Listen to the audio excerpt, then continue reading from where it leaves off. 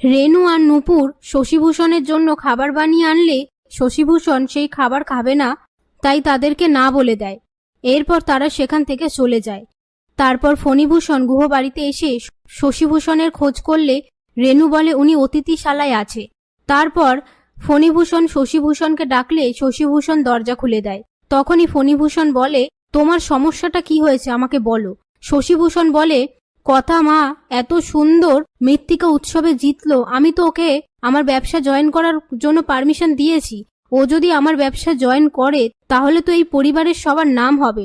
পাশ থেকে অগ্নি বলে, পরিবারের না, শুধু ওনার নামই হবে। শশীভূষণ বলে, আমি কি বলতে চাইছি তুমি বুঝতেই পারছো না। এই নিয়ে তাদের মধ্যে কথা হতে থাকে।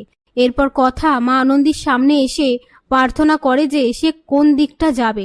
তখনই কথার কথা একটা ডায়েরি দেখে শশীভূষণের কাছে এসে বলে, আপনি আমায় এই বাড়ির বউ করে এনেছিলেন যাতে পাচক মশাই একটু ঘরমুখো হয়, সেই কাজে কি আমি একটুও করতে পেরেছি?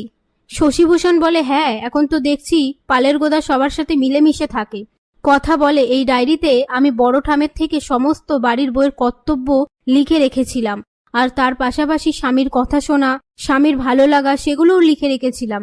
উনি তো সবসময় আমার পাশে ছিলেন, আমি ওনার কথা কিভাবে অবহেলা করি?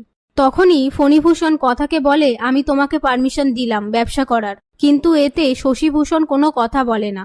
তখনই কথা আপন মনে বলে, আমি আপনার থেকে অনুমতি নিয়েই ছাড়ব, আর আপনি কথা হারবালে নিশ্চয়ই আসবেন, না হলে এটা শুরুই হবে না। মা আনন্দী, তুমি আমার ইচ্ছেটা সত্যি করে দিও।